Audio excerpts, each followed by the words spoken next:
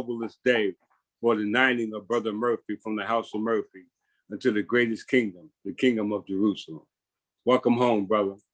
Honor and gratitude, King and Archbishop.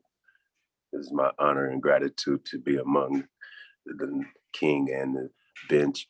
I've been preparing and studying, and I hope to continue my studies, and I trust that I will grow and grow further into my studies. So I'm honored. You should be, brother. You should be. I give honor to your instructor, Archbishop Belmont, the House of Belmont, Archbishop of the King's Bench. Give me a second. I'm not sharing my screen. I give honor to my Archbishop. I think I created a monster. You know what I'm saying? I was just telling my wife, I'm glad I got him because, the way I raised him, he don't even have to come to me. I ain't even got appointed to do anything. It's already instructed in him just from his growth and the stewardship he has taken as being far as knighted into the rim of my father's house. And you have now made your entry, into my father's house. And the first step is knowing who you are, why you're who you are, and what must be done as acknowledging who you are and what you are, because that's the greatest fight of any man, and that starts with the apprenticeship of being knighted into your father's house, because it's not about our individual selves, but it's for the prosperity and integrity of our kingdom. Our kingdom needs a king, because dominion is based off the king. If you ain't got a king with dominion, and a dominion, it cannot be ruled without the people. And the people are composed of, as we can see today, many forms of tribes, clans, different ethnicities and nationalities all grouped together here in what we call the territory now identified as Anglo-America. And we know that Anglo-America, as a result of colonization, have lost its true identity as Anglo-Saxons. And as we proved from the last podcast, your estate lies in the Anglo-Saxon history and origin, all in folklore. And this is not from an abstract, but it's from a concrete. And I'm just glad that you're able to move forward from that transition of the Moorish understanding, because it's just a point of growth. And like I said, welcome. This is your knighting. This is a one step into your apprenticeship, as the King's Guard, and Archbishop has prepared you to make an entry in regards to qualifying who you are and what you are, and your relativeness and relationship to the Kingdom of England, as well as your relationship to the Plantagenet crown, because that's very important in your present condition, because as Archbishop so eloquently and so faithfully always disclaim or proclaim that, you can only have one king, and that's me. King Godfrey, the fifth kind of man, Jew, descended down from many interpretations of the name Godfrey, which is Jefferson, and son is the prefix, means descended down from. And that's where your birthright lies in. One question, Archbishop, is this going to be a live event? We'll have it recorded for us, so if we want to be able to put it on live, I say so. Everything should be made for the public to see. Yes, I think it would be a good showing of fealty to the English church as well as the English King's Bench in regards to your fealty to your father, which is England, your mother, which is Scotland. What it would do, as I stated to Brother Murphy from the House of Murphy, that your Dissent dissertation set the standard for entry into our father's house. And I think that by the public seeing it shows a foundational, procedural and remedial process that each and every one of us should take in regards to being affiliated with our family, which Absolutely. Is the Plantagenet crown, which is composed of France and England. that goes back to time immemorial. And in order for you to receive the birthright for the inheritance that were protected by way of statutes, i.e., either you can interpret that from an abstract or concrete overstanding, they will all point to our Father's house. So this is going to be a requirement for all initiatives within the realm of crossing that bridge from, as we can say, receiving the golden grail, or that thirst for this life-giving water, which we have received from us, the King's Bench, under my tutorship as your king. As I said, people are looking for miracles in an abstract way, and the miracle is not going to come that way. And you're going to see the fruits of our labor very soon, brother. And your gift is with me. I already have it preserved, and but it's only for those who are heirs. And this is a pivotal point in regards to your transition as being part of our Father's estate. So within your oral descent, I expect that you give it with the fullest intentions of pleasing our Father, King Edgar the Peaceful, because he has the final say so. And his spirit works through me in the King's Bench under the tutorship of I, as well as his guard, Archbishop, who sits at that end of that bridge that you're about to cross. I think he prepares you well, mentally and physically. Now all we got to do is hear it orally, and with this will set the standard. We will run through this again based off the entry in regards to the countdown being starting in this video, once again to show the public that there is a procedural and remedial process that you must go through in regards to establishing your interest in this estate that was left from my father.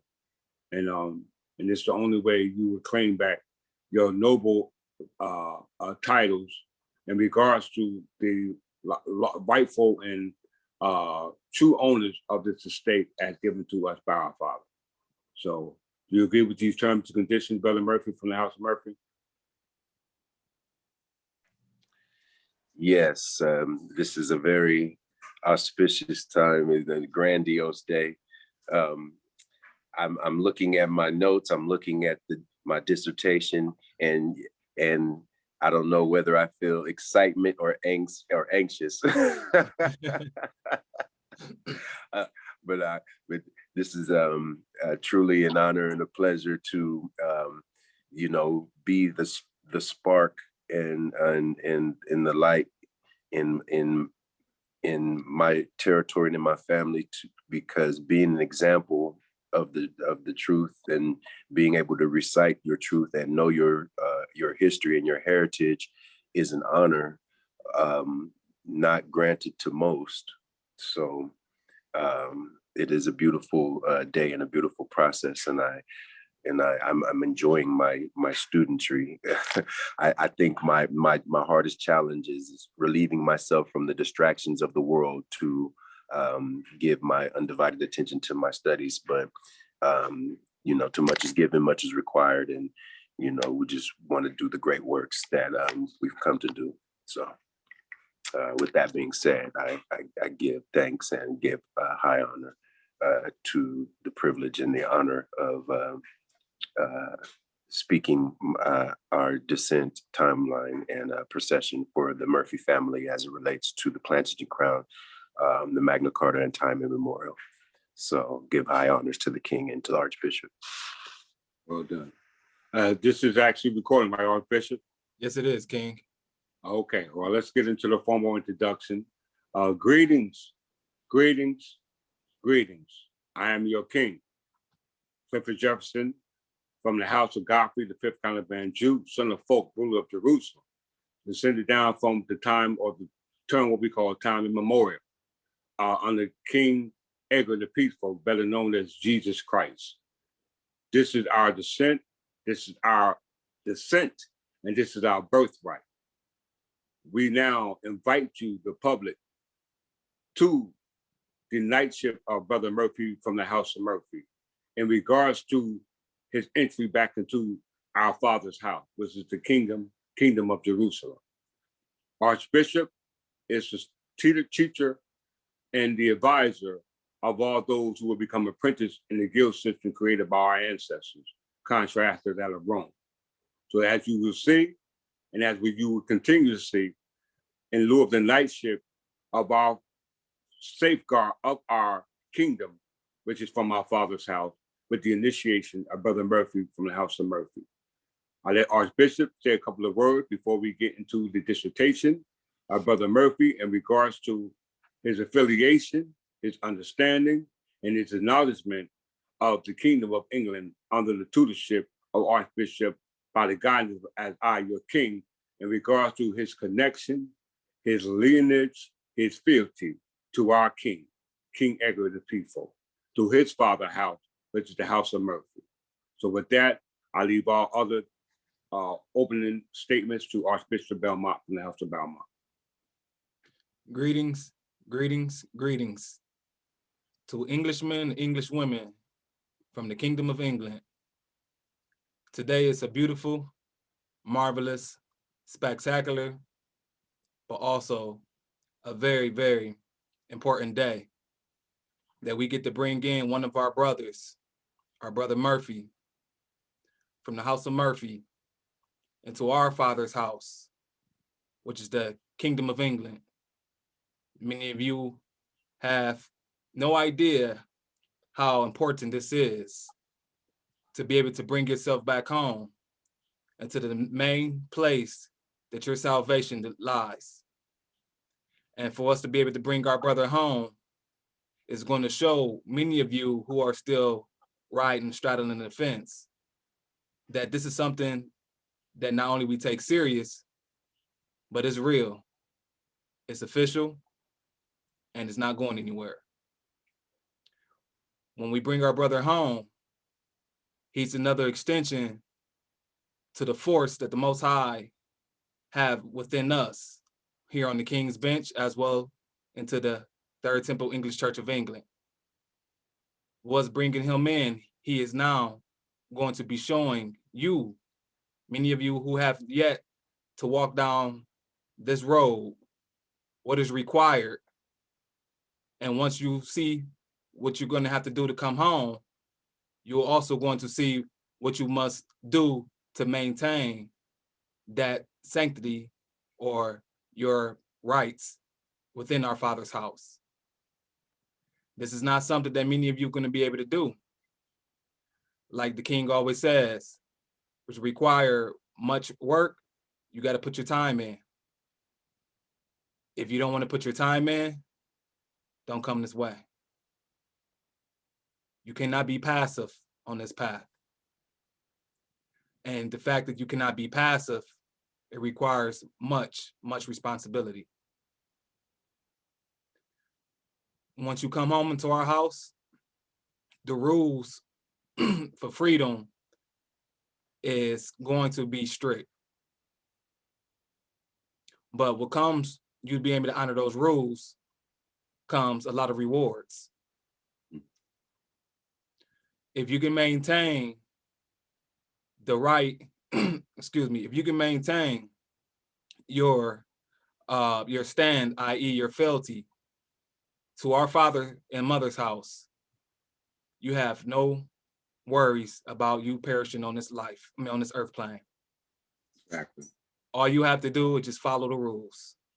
They're simple.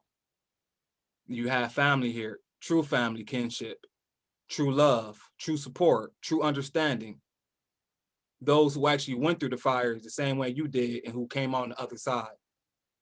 So that way, when many of you who look back on these videos and said like, wow, somebody made it, it's going to be many of you who's going to make it.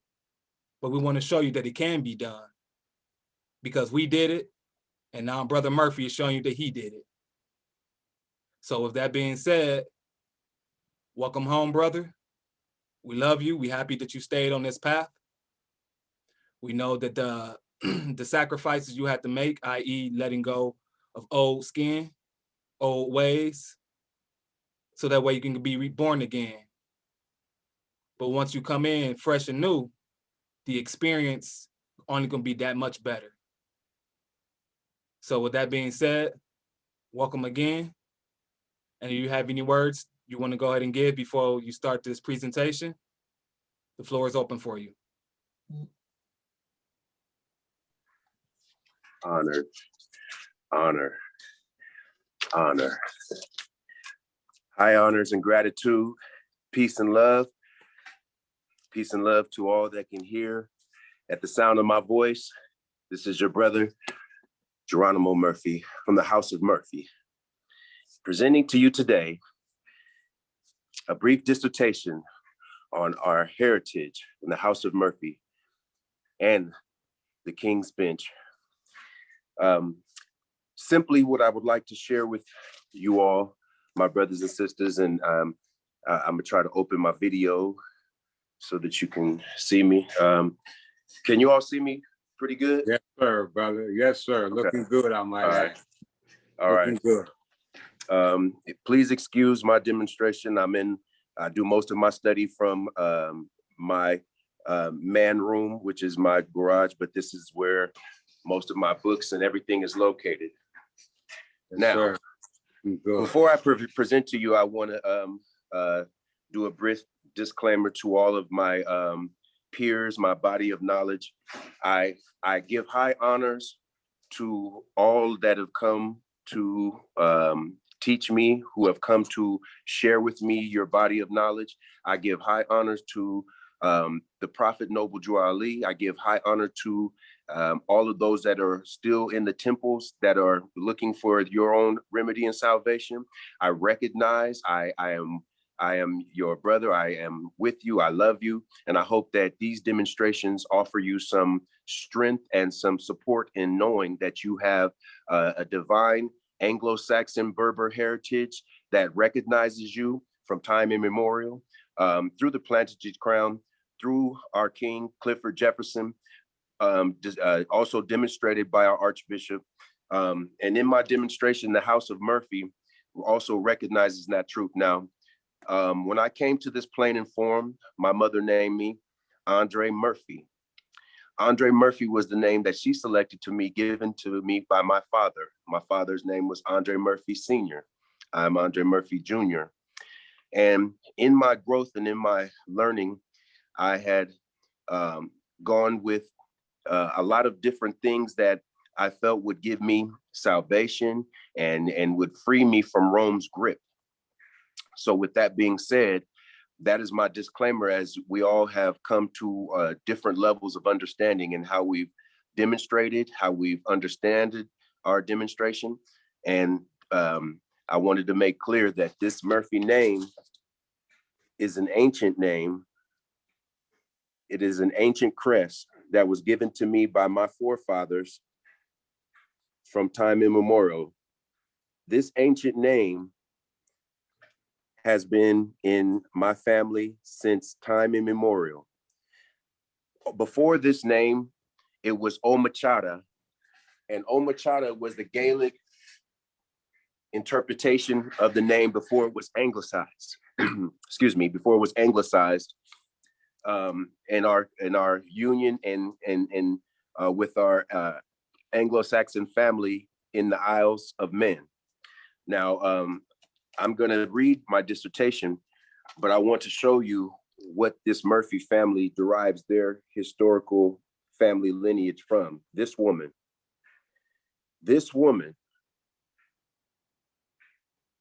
Queen of Scotland, the true queen, the true heirs, all the royal lines and nobilities from Scotland and Ireland can trace their roots back to this woman.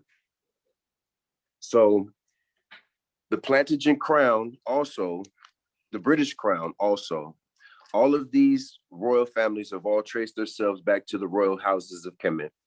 I say that to say that even in all of your studies, you know that you are the true heirs and heir apparents to the royal houses on earth plane.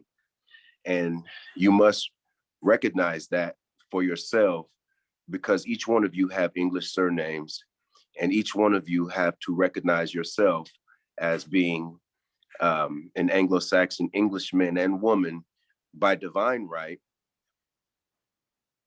to your house.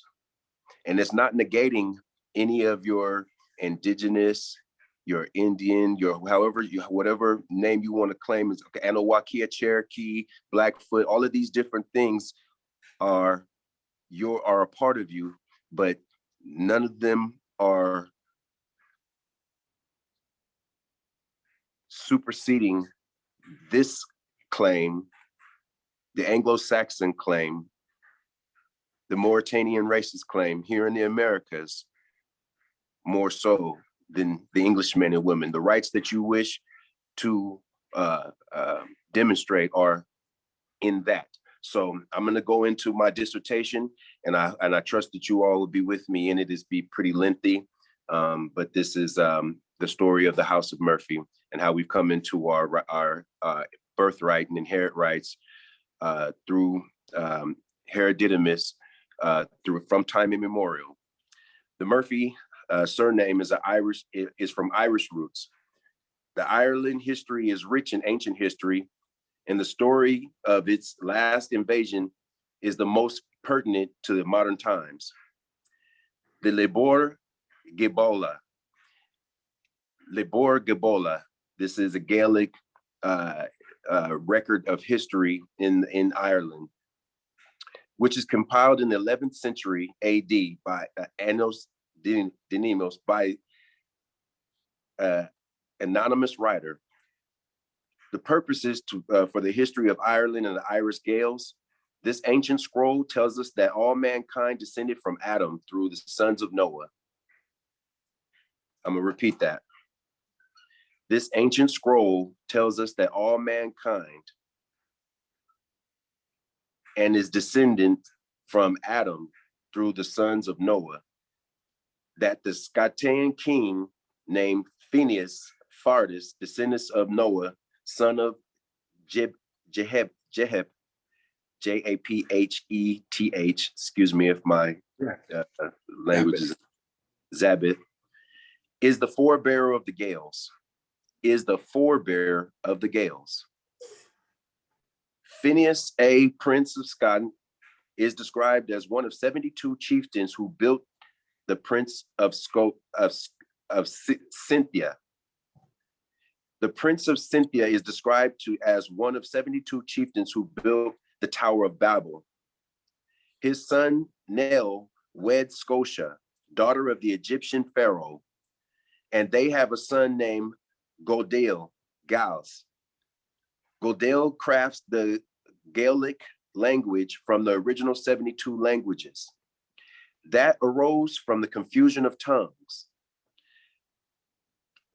Godale, the offspring of the Gaels, leaves Egypt at the same time of the Israel Exodus. We're talking about the same people, y'all. You all know the Hebrews, the ancient, all of these are we all the same people. So here you hear the story of an exodus of these people, and it mirrors the story of the Israelites, but I'm gonna continue on with the reading. I just wanted to make that little point of interest. All right. After some time leaving Cynthia and spending 440 years wandering the earth, undergoing a series of trials and tribulations, Ankh and those of the Israelites who spent 40 years wandering in the wilderness, eventually they reached Hispania, which would be modern day Spain, by the sea, and conquered it. The Godale descendants, Borgan, found a city called Brictinia, and built a tower from the top of which his son glimpsed Ireland. Now, this tower sits here to this day on the northeast coast of Spain, and this tower is what they say resembles the Tower of Hercules. But this tower was built by the descendants of Cynthia, and I'm going to read on, but I just want to make that point of interest. Okay, so the Gold descendants, Borgan, found a city called Brictinia and built a tower from the top of which his son, Ith, I-T-H, glimpsed Ireland.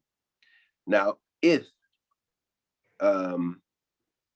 glimpses Ireland, and Brictania refers to Corona in a modern day Gaelica in Spain, which was then known as Hercules, which was built at Corona by the Romans.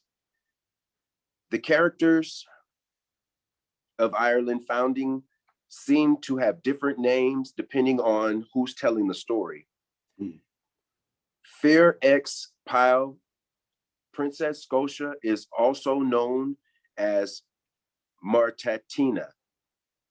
Princess Scotia is also known as Martatine. It is said around 1000 BC, last invasion, the Malaysian descendants of King Malayas of Spain. Malayas was a great general great general of the Ag King, instrumental in defeating Egypt from the king of Ethiopia. I want to read that part over for you guys, just one for everyone, just to make clear on where we're at.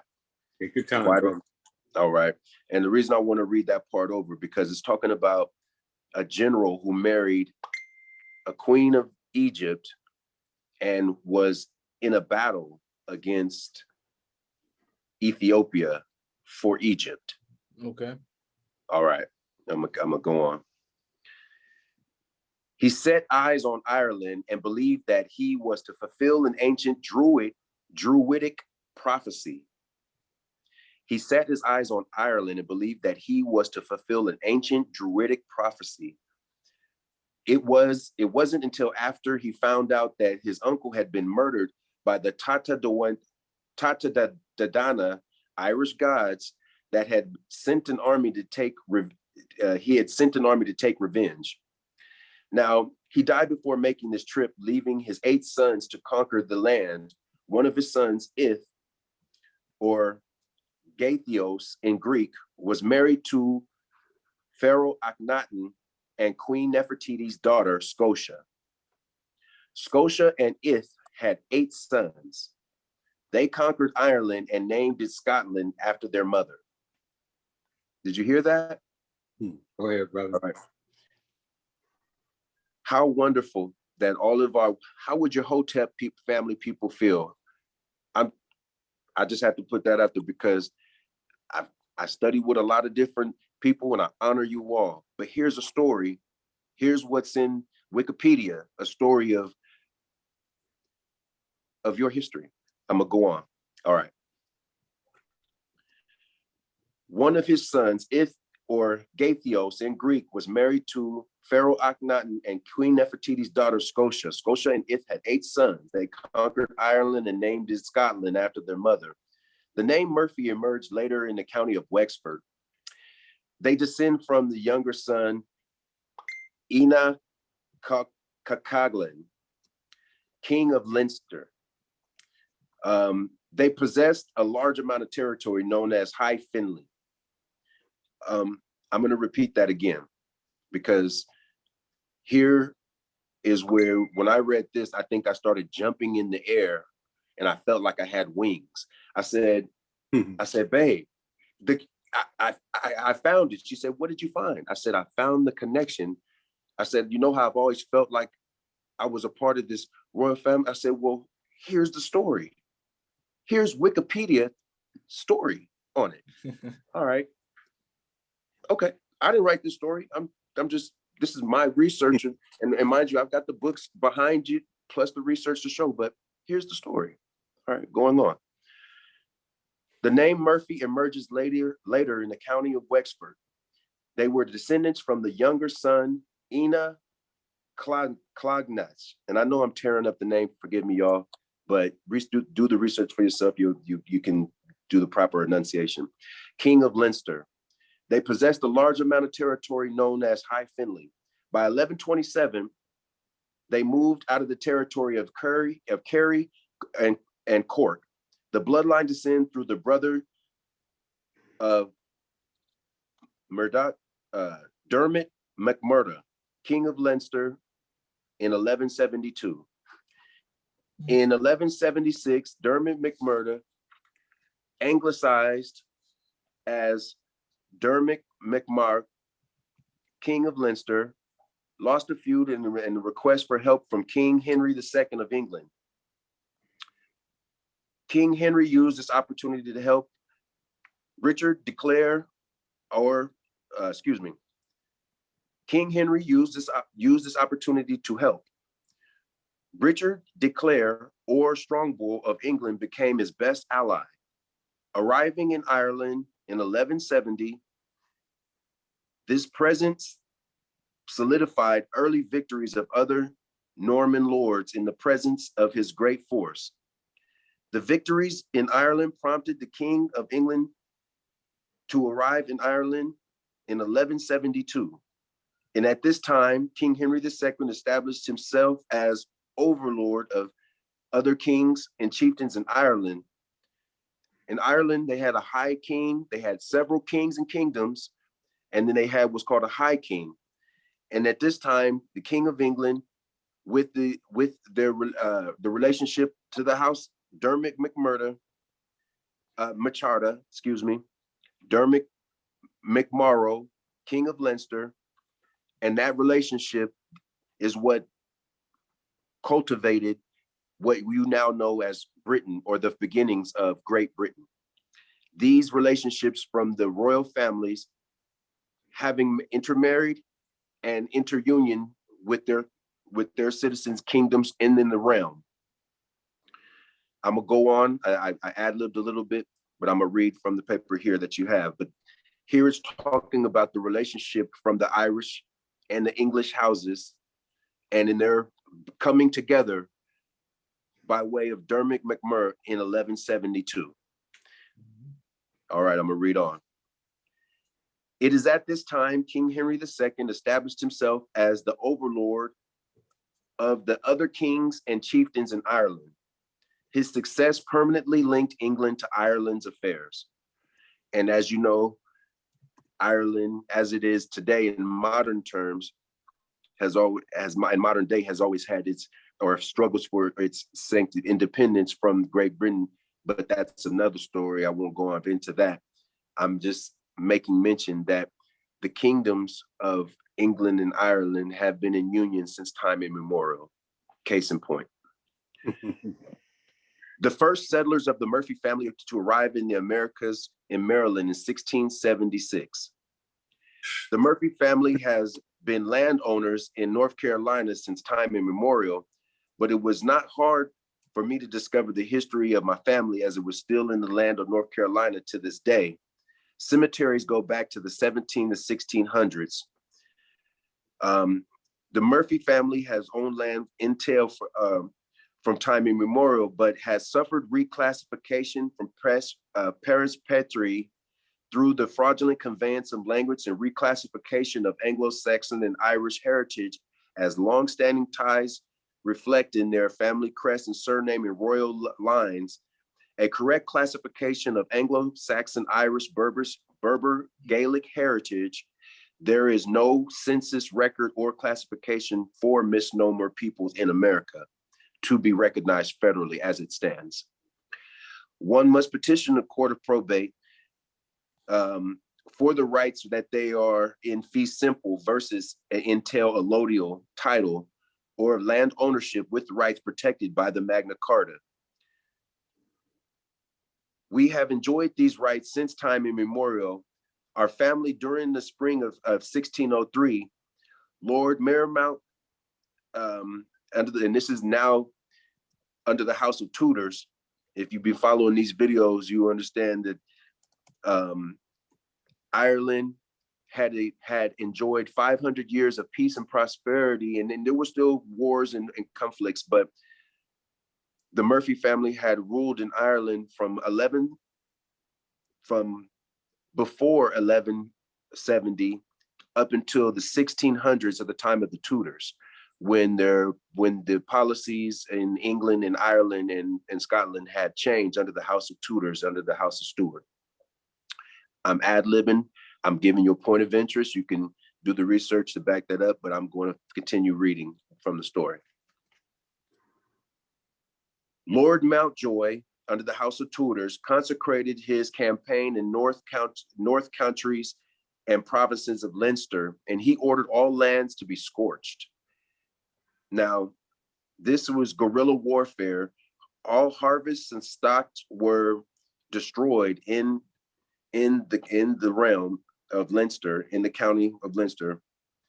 And the English council, the English Privy Council, had long urged Queen Elizabeth I of England to make peace.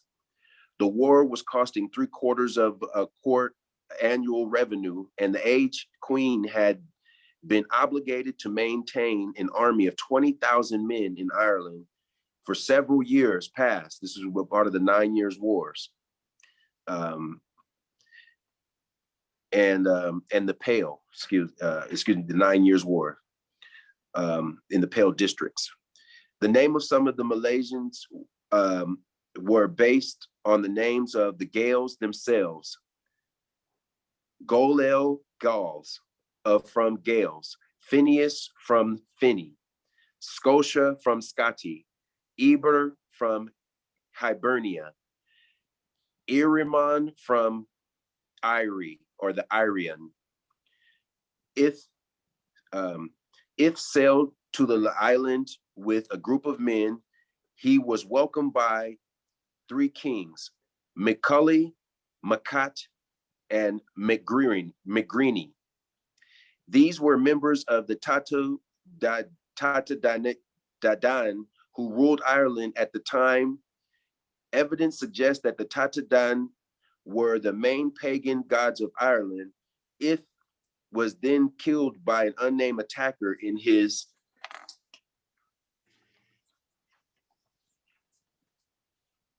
return to Iberia. The 8th son of Ith's brother, Mal Espani, who gives the name of Galam, leads an invasion force to avenge the death and take Ireland. After they landed, they fight against the Tata Dedan and make for Tara, the royal capital. On the way they met on 3 mountains by Banda, Fodala, and Eri. The wives of Ireland's 3 kings, they were believed to be a trio of land goddesses. Each woman says that the Gaels will give good fortune if they name the land after her. One of the Gaels, Amergin, Amergin, Emergin, promises it shall be so. At Tara, they meet the 3 kings, who defend their claim to truce, during which the Gaels must say at a distance of 9 waves from the land. The Gaels agree, but once their ships are 9 waves from Ireland, the Tata Danann conjure up a great wind that prevents them from sailing back to land. However, Emerging claim calms the wind by reciting a verse. Pause. Now,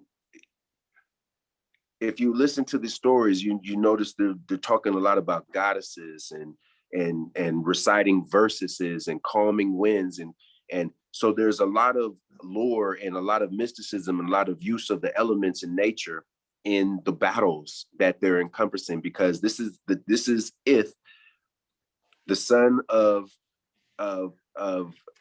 Scotia, who is embattled with the pagan or the original pagan goddess of gods or goddesses or people of Ireland. And they are now, and this is back in before time immemorial, before 1100. So they're talking about a battle and these specific battles and how they come to take claim, the royal family go to take claim of the original inhabitants, the Gauls of Ireland, Scotland, and so forth. So I'll continue reading. And excuse me if my reading is a bit blotchy. I apologize. Take your time, brother. No problem. All right. Long dissertation. Indeed. Okay, so emerging claims calms the wind by reciting a verse. The striving ships return to land, and the two groups agree to divide Ireland between them.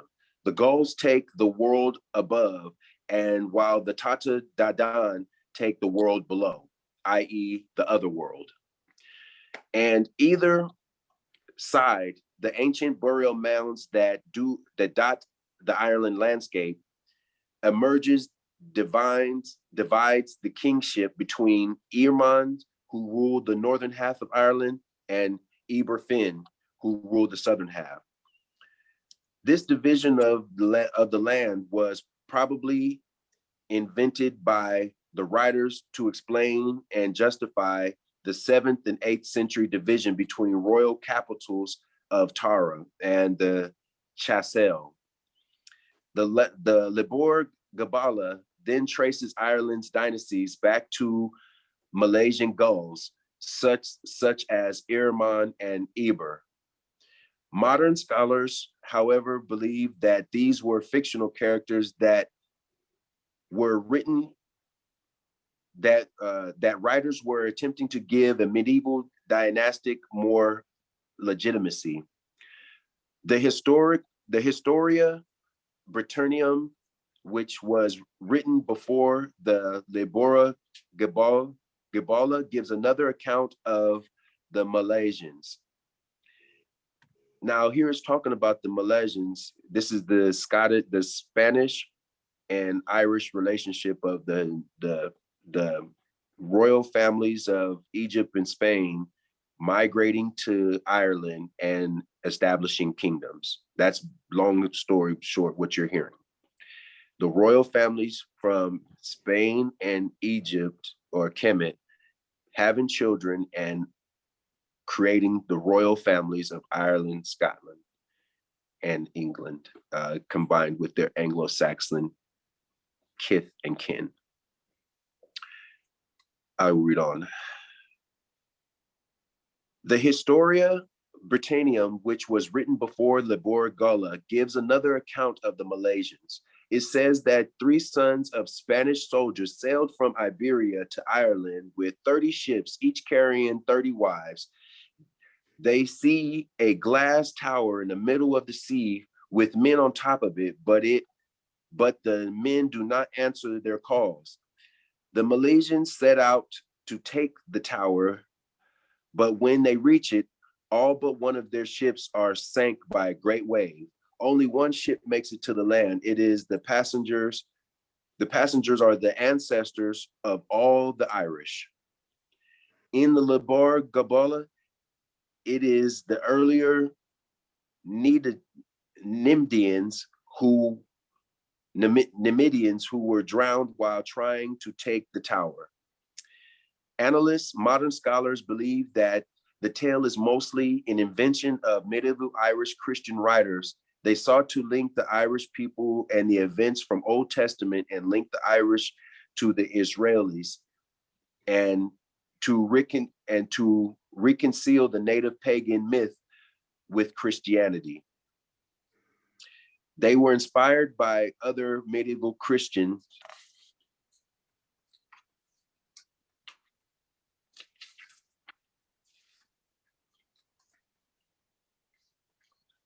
pseudo-histories and such Gallican cleric Paulus Orosius, historian against the pagans, Saint Jerome's Chronicles, and the works of Isidore.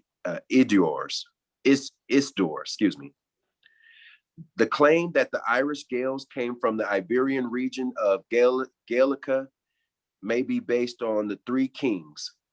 The first is the coincidental and similarities of the name Iberia and Hiberia, and Hibernia, and the names Gallica and Gael. Medieval pseudo-historians made similar claims about other nations based only on their name. The second is Isidora of Seville, described Iberia as the motherland of races. Isidore works were major sources of inspiration for writers of Labor Gabala. The third is Orosius described Ireland as lying between Iberia and Britannia. The Roman historian Tacitus also thought that Ireland lay between Iberia and Britannia and Britain. John Carey notes that if Iberia was thought to be a part of the mainland Europe nearest to Ireland, it would be natural to see it as a source of arrivals from overseas. These works and documentations of writs are from Wikipedia, House of Names, Family Crest of Murphy, Ancestry.com, as well as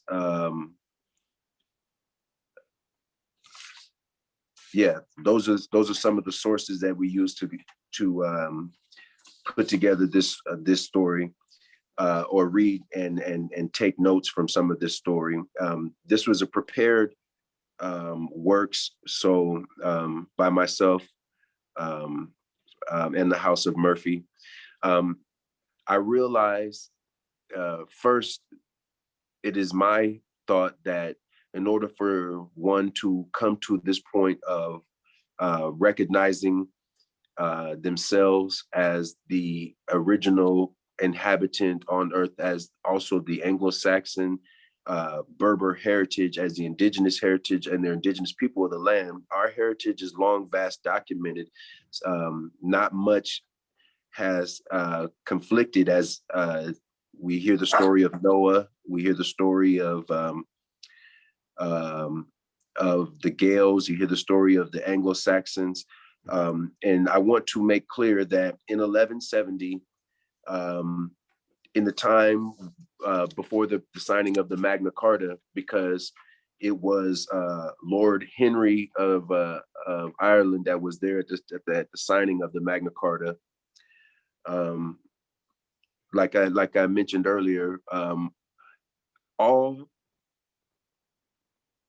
men who have a surname and a house that they can trace their surname to are entitled allodially to land and title by their father, by procession, by heritage of their father. And that is, I bear witness to that signing of the Magna Carta by the House of Plantagenet. And my forefathers and ancestors were there at the time and enjoyed those rights and privileges from that time, even in the Americas. And that did not change until the New Deal, until the Pat's Treaty, that the de facto governments did not have a right to create or subjugate. They are not a monarchy. They are not the sovereigns of the land. So that de facto claim is null and void, and proven by our King Clifford Jefferson. I wanted to also make clear that the Murphy name has been in my family. We have never been slaves in the Americas. We have enjoyed all rights and freedoms from time immemorial. Case in point of this dissertation.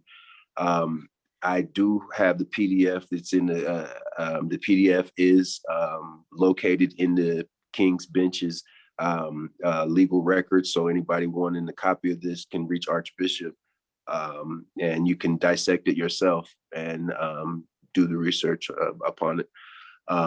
But I want to make it clear that when I was a child, my grandmother and grandfather sent me letters that said, "Master, Andre Jerome Murphy, making it clear to me that I had never been a slave. And once I came to visit that territory, having been raised in California, in the territory residing in the realm of the Carolinas, that we have had our freedoms intact up until that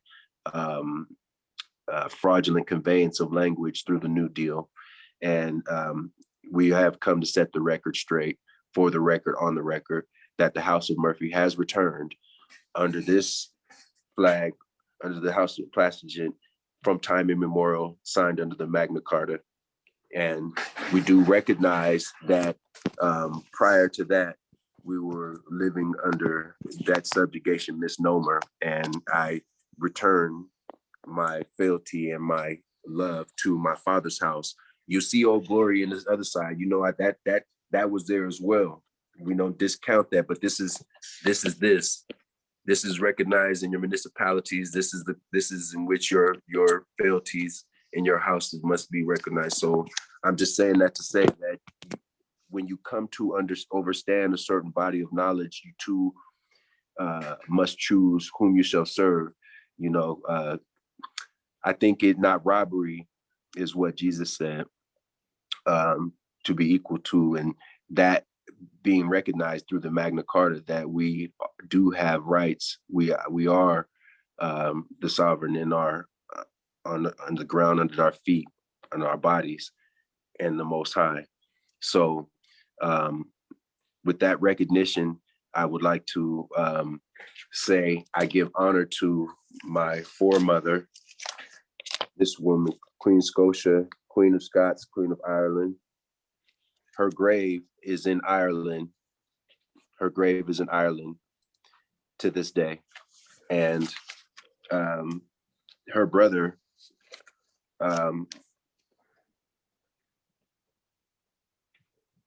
King Tut, as you some know him, or they take his body and they travel all over the world telling these stories, but they don't tell you much about his sister, who is buried in Ireland, who is the Queen of Scots, who is the ancestor and foremother of all the royal houses, and also the foremother of the royal lines that the Murphy family has recognized through the House of Plantagenet.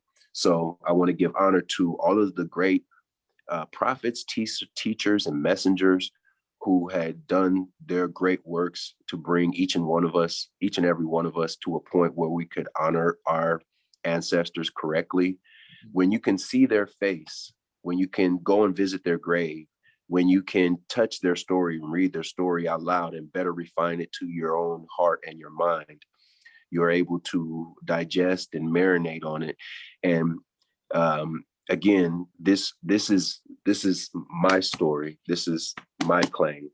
And I implore each and every one of you to do your story and your claim as I claim my fealty back to my ancestors. I give honor to all of those that are honorable, who are trustworthy, truthful, and honorable. I give honor to King Clifford Jefferson. I give honor to the Third Temple English Church of England. I give honor to Archbishop Belmont, and I give honor to the House of Murphy. And I, your brother, Geronimo Murphy, give you high honors and love, and I'll continue to learn my heritage and demonstrate greater things to you in this realm. And I leave you with that, King and Archbishop. I trust all is well. Archbishop, leave your remarks, brother. Say it again, King. Leave your remarks. That was a beautiful research you've done on your lineal descent, Brother Murphy. It shows that you were able to not only trace your family back to time immemorial, but you was able to trace them prior to time immemorial to your present time today, where you was able to still find not only that your family still have property and records that brings your claim to the forefront and that much more substantial, but you're still living and walking in the footsteps of your ancestors who have left these things for you. And not only have they left these things for you, but you have been picking up the pieces to tie up your family right back to the Plantagenet crown, which is everyone's supposed to do today. And what's beautiful about it is because you do the search on the Murphy surname, and this goes straight to Ireland. And so for you to be able to do that and to tie it right back to the Kingdom of England, which we know John the First, the King of England, who signed the Magna Carta, said right there in his preamble that the lordship of Ireland. So that's right there shows you that your family was in the jurisdiction of the Plantagenet dynasty, i.e. the Kingdom of England. And what you are doing now today is tying yourself back to the kingdom, so that way not only yourself, but your posterity can be remembered and have their salvation on earth. Indeed.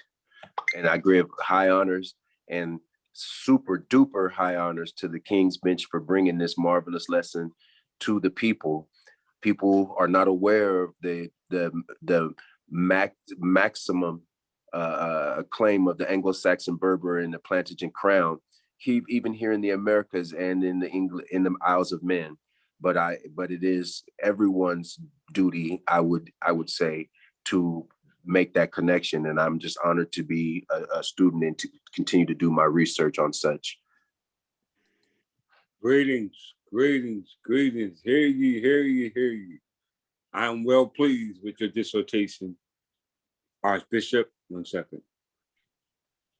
Greetings, greetings, greetings, Archbishop, as well as. Hold on.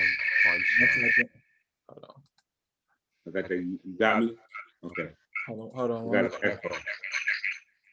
Oh, guys. Hear me now? Turn that off. No, yeah, your stuff should be mute. You should be good. Yeah. Okay. Greetings, greetings, greetings. Beautiful dissertation, Brother Murphy from the House of Murphy. I agree with Archbishop. Beautiful demonstration in regards to you linking yourself from the abstract to the concrete. I don't think anyone could have did a better job that you have done. And as I said thus far, you have set the standard for each inquirer in entry into our Father's house. This is the English Third Temple Church under the tutorship and guideship of the eye your king, as well as Archbishop Belmont from the House of Belmont. It's wonderful to see, you accomplished the task that has been given to you thus far, and I'm pretty sure you will accomplish more. But as those who deal with the content of the English Third Temple Church under the stewardship of I, your king, and Archbishop Belmont, you see your results. You see your results. It's definitely natural and preliminary right to understand where your rights come from. And Parliament, understanding about the Parliament of England and the houses that composed of within the Parliament of England, which is composed of the House of Lords, which is the Plantagenet crown, the House of Peers, which is your right by trial by jury, as well as for those who took your authority from you, which is the lower house called the House of Commons, as dissertated by Brother Murphy from the House of Murphy, and in regards to the House of Tutors, with the assistance of what we call the House of Stewards, who took our estate by way of the classification and the guild system of their own through way of the creation of what we call your local government, which is nothing but a body of politics which declare all the inhabitants creatures of the state by being declared debtors by way of what we call a legal entity, which are what we call indentured servitude under what we call authority of apprenticeship through the statutes of bankruptcy in 1542. This information was given to you in our previous podcast, and Brother Murphy from the House of Murphy did a beautiful dissertation. A lot of those people who come across this video were shunned from it because of the requirement and entry into our Father's house, but that is the requirement. So once again, I greet you, and you are a knight of our Father's house. I welcome you to more future levels that are prepared for you as a knight and apprentice of the King's Bench. And I'm pretty sure you will excel as you have done in this manner. For all those, at the sound of my voice, I am your Savior. And salvation comes from he who gave it. And it was granted to me to restore your salvation, but it only comes through the formal law that created your standing and status in this political system that you're subject to, for which that you must return. So beautiful job, Brother Murphy from the House of Murphy. Great job in the tutorship, Brother Archbishop Belmont from the House of Belmont. As the teacher under your king, under the King's bench, which is delegated their authority from the English Third Temple Church, which our ancestors have provided for us in this day and time. So this is your requirement. Heed your call, and we wish you all back into our Father's house. Once again, well done, Brother Murphy. I leave all closing remarks to Archbishop Belmont from the King's bench. Okay, hold on 1 second. Hold on 1 second. You hear me? Yep, I can hear you, King. All right. All closing remarks are left to you. Well, there you go, brothers and sisters, angels, Englishmen, English women, from the Kingdom of England. Our brother Murphy from the House of Murphy have shown you what is required for you to enter into our Father's house. He did a marvelous job because not only he saving himself, but he's saving his posterity. And so as you see that when you focus on yourself, you can be saving many, but you have to be focusing that energy in the right area where you know many is going to be saved. And for you be able to save those people, you have to be directing that energy back home, which we are telling you right now, which is the Plantagenet dynasty, which is the Kingdom of England, also to the Kingdom of Jerusalem, the Kingdom of Scotland, Kingdom of France, Kingdom of Ireland, Kingdom of Wales. It is all of those combined. So either way, how you slice and dice this, all roads comes back to the X.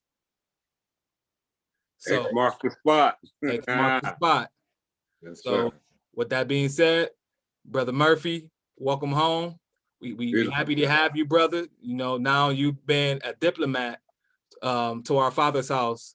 You know what your obligation is. And I'm quite sure, like I said, you have no problem in doing that, because the only thing you're doing is being yourself. And how hard can it be for you to be yourself? Exactly. So once again, in closing, our Brother Murphy from House of Murphy will now receive his armor. And when we say armor, y'all won't believe what we talking about. Word up. A lot of y'all can't fight y'all way at a paperback. But the degrees this brother has just raised himself, he's now prepared for battle. And all he got to do is pick up his armor, and that he will receive, because your reward is with your king. And with that, the King's bench under the English Third Temple Church and his officers will say, peace.